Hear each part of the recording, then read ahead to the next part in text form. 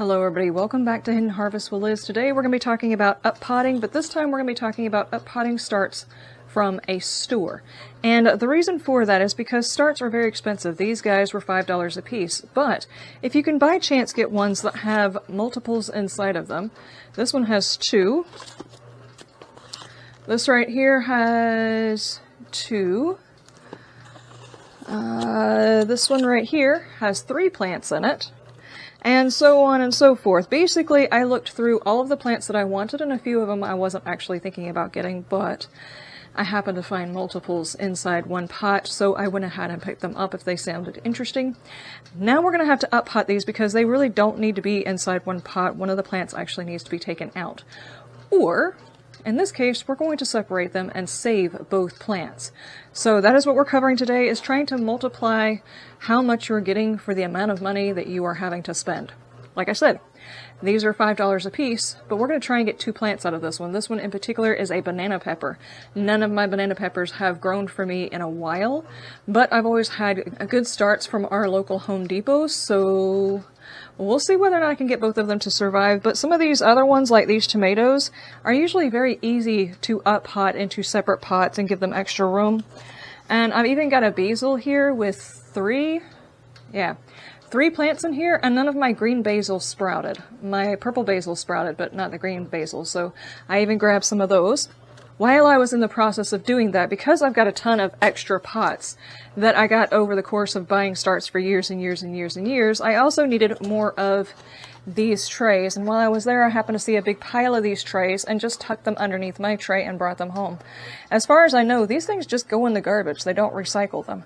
So the best thing to do is whenever I go to up-pot some of my plants that I need to up-pot into these containers as well, I will have trays in which to tote them around in, because I'm in the process of doing the inside-outside hardening the plants off. That takes a while.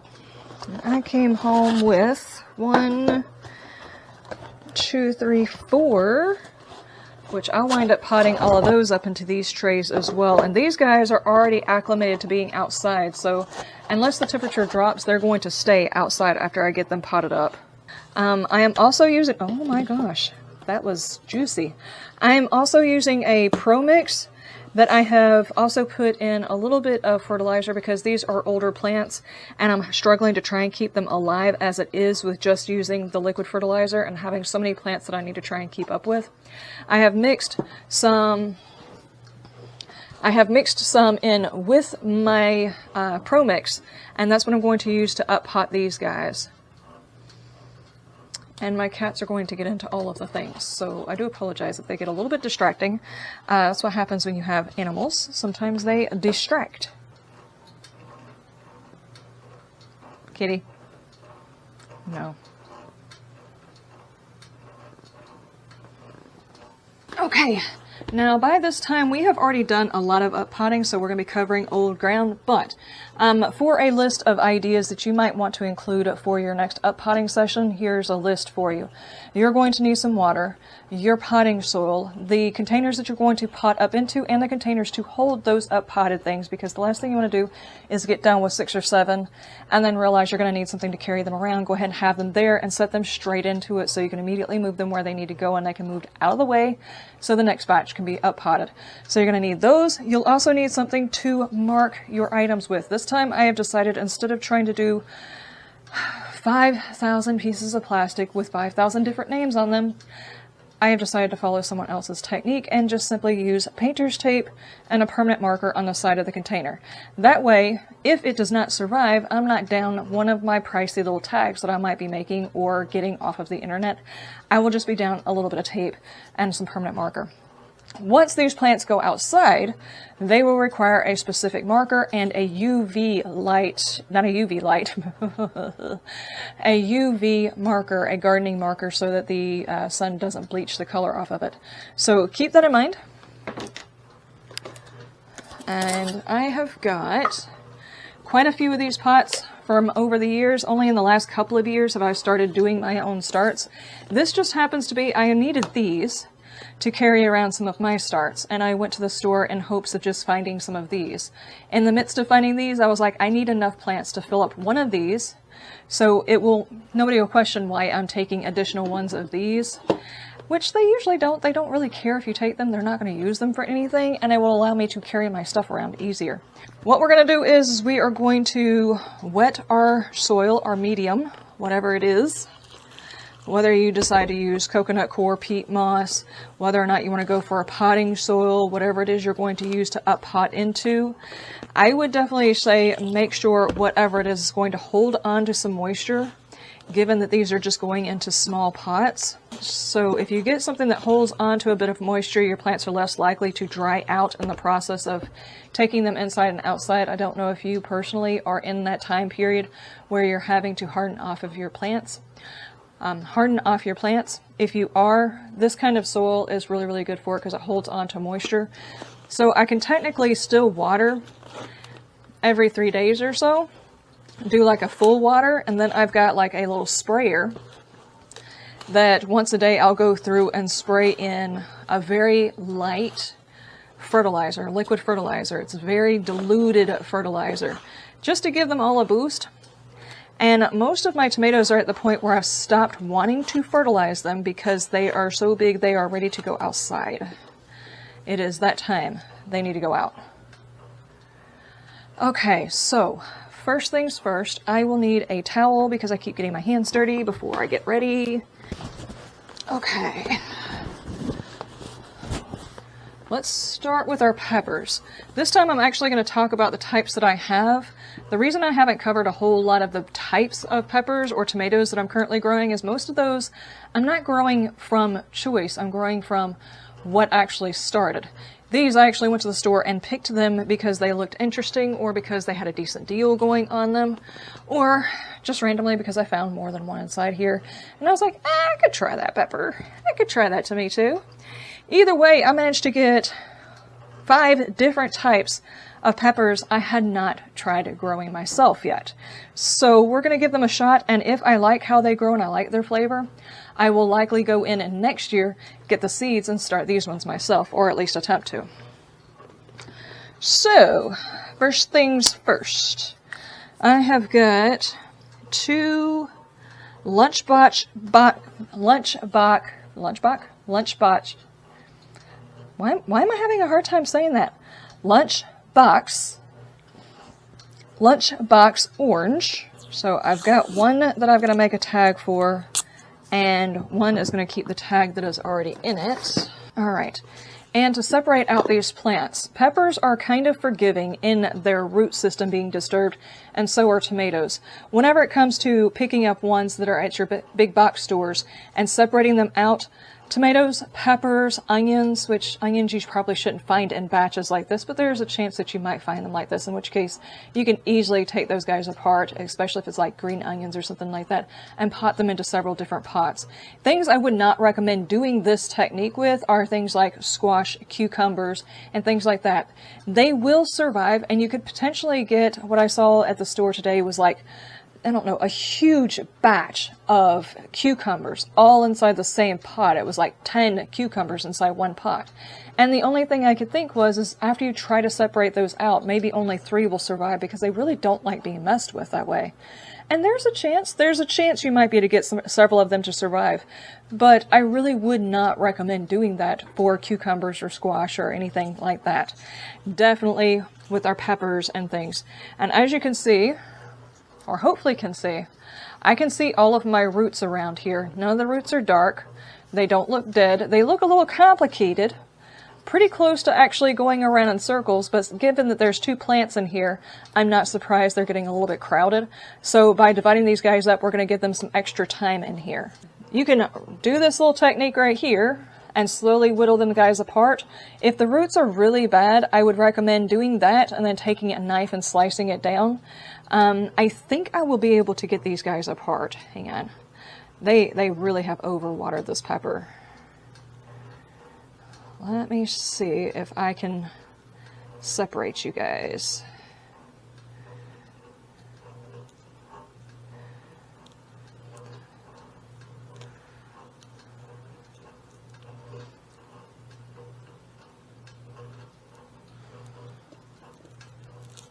There we go.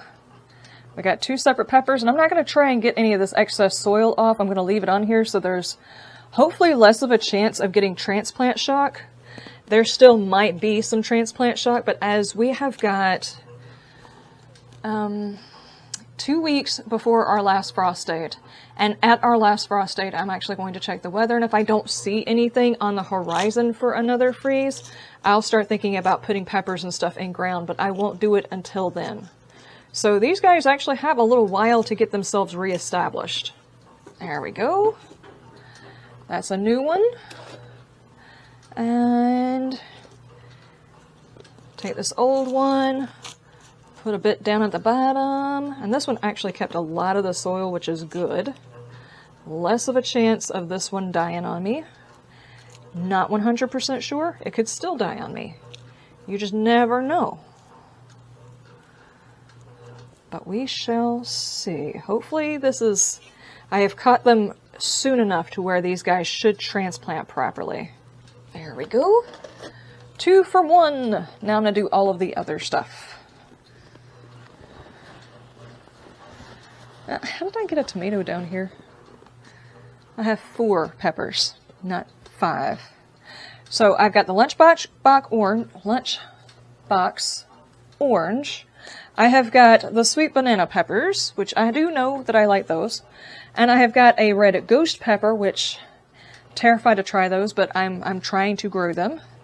And then I have got what's called a cubanelle, which is like a snacking sweet pepper that I've never tried before.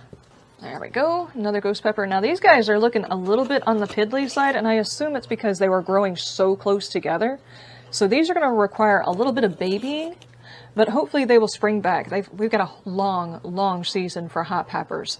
So they should have a chance to fully recover now that they've got their own soil. And the cubanella, these guys look very good. The roots haven't even started circling or anything.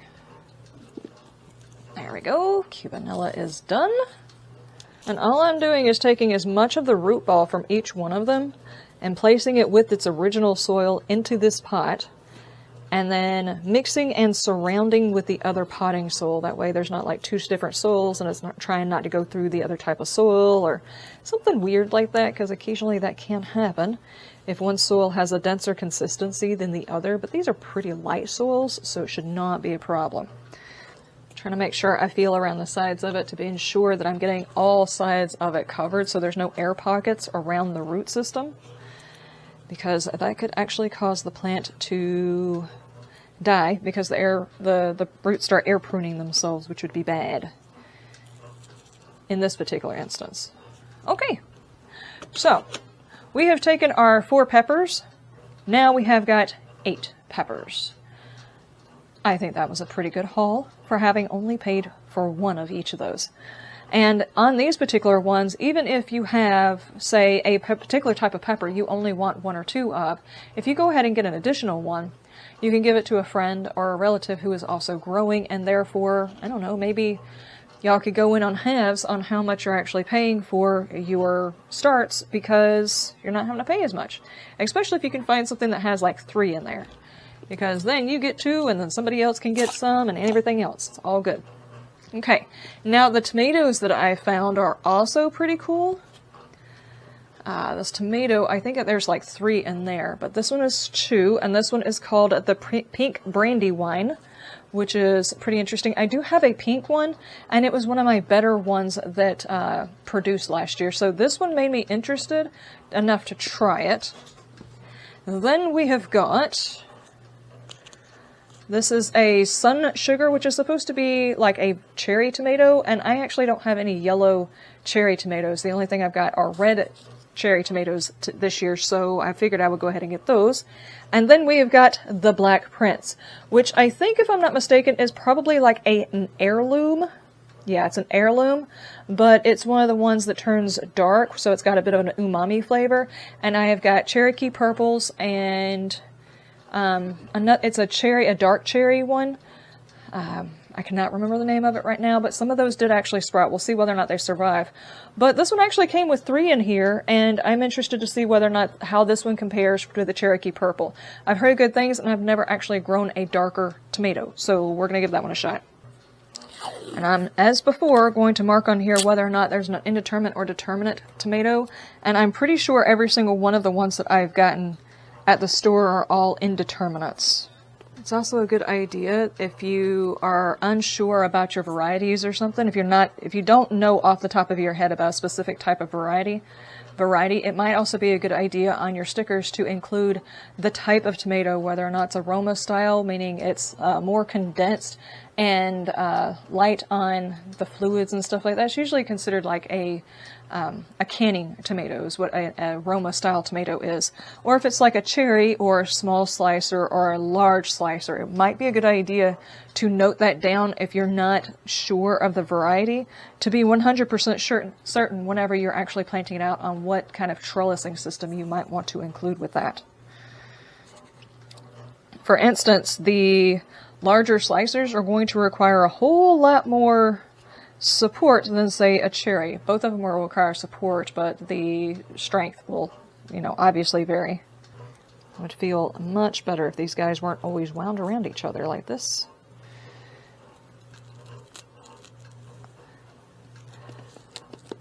There we go. There we go. Now, because these are indeterminate style tomatoes, what I'm going to do is take off these bottom leaves, which are the seed leaves anyway, so they're not really all that important. But I'm actually going to bury it deeper into the soil and cover it up. And the reason being is because tomatoes have the ability to get small roots along the stem, and this will allow a slightly stronger root system for this rather large indeterminate tomato, which will be nice for whenever we're planting it outside. And it'll also give it a little bit more stability since I'm basically taking off some of its roots while up potting. And it should recover pretty quick though. If you decide to go to the big box store and get a whole bunch of plants and some of them have got multiples and you have no interest in up potting and saving both of them, either way you go, you're going to have to take one of the plants out, just because planting two right next to each other is going to make sure that it hampers both plants. So you can either sacrifice one of the plants just by cutting it down, or you can pot it up separately. This Black Prince actually looked very, very interesting. It looks like it would definitely be one of those ones that they claim have like an umami flavor. And I'm just very interested on what umami specifically means. I get the concept of umami, but what does it mean in a tomato is what I want to know.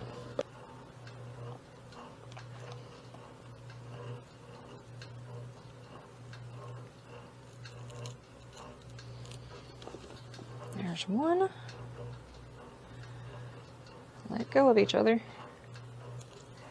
Okay, hopefully that's enough root on all of them.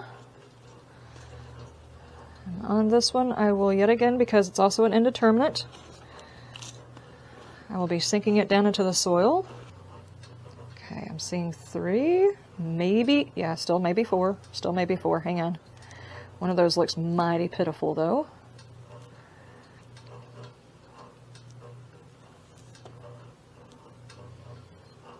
How many can I get? There's one. That one looks sad, sad, sad. It did come away with roots though.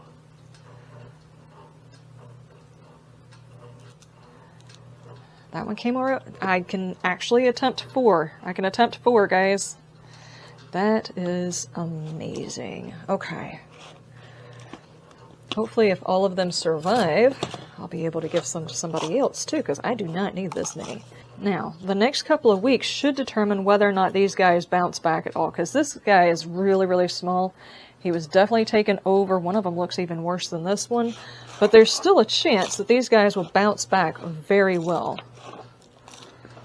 Especially after a bit of feeding. With them having all of their own space, they will jump back. There we go. Now, out of 1 plant, I got 4.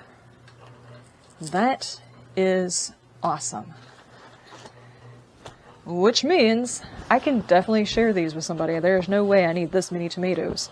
At least of this one type, unless I was planning on doing something specific with it, but this is really cool. There we go. Now I had 3 tomatoes when I started. Now I have, wow, 9 tomatoes. Now we're on to the basil, which if I can just get 3 and fill in these spots, I would be happy, which I do think we have 3. So that means these guys can all go outside without me having to worry about them. That would be amazing. Of course, now I'm out of pots, so kind of defeated the purpose of going to get those things, because now I'll be out of my pots that I needed to up pot into. Also, something I forgot to note earlier whenever I was talking about the water, I would definitely say that if you are up potting tomatoes and peppers specifically, because they are hot weather crops, or anything else that it would be considered a hot weather crop like okra or something like that, if you are up potting them and you are using soil, I would make sure that the soil is no cooler than warm. And by that I mean like a little bit warmer than lukewarm. However you want to say that. I don't know exactly what that temperature would be, but you definitely don't want to take water from a well that is freezing cold and put it into your peppers and shock them, or into your tomatoes and shock them. Now we're going to try for some basil plants. Out of all the ones I just did, I would say the basils are probably less likely to enjoy this. They don't necessarily want their roots disturbed, but they're going to get their roots disturbed either way, because this is way too tight of a planting. Even if I took these out to the yard, some of the plants would have to go just for the survivability of all of them. So, rather than doing that, we're going to try and divide them out. There's 1, there's 2, there's 3. There we go. And I don't need to label these guys. I can tell by the smell what they are. Now that those guys have been up potted, they should do tons better.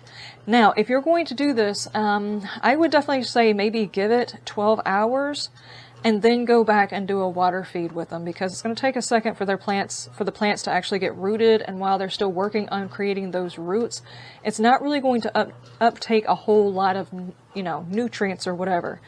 So I'm going to wait until first thing tomorrow, and then I will go ahead and put a liquid fertilizer into these, but it'll be a very diluted one, and then slowly be able to increase over time. The peppers and tomatoes are still a long way away from actually needing the fertilizer for buds and flowers and things like that. Right now what they need is roots and leaves, not the ability to bud out and make fruit. That comes later on. So that is basically it for all of this up potting. I was going to up pot some more of my tomatoes, but after all of that, I have managed to use up all but 2 of the pots that I was going to up pot into. So I got those trays for nothing, but I did get a whole bunch of crops. Fine, it's fine. I just went to Home Depot for those. Came back with this. But I think I did okay. Ish. Starts are still kind of expensive, but make the most out of it that you possibly can. I will see you guys in the next video.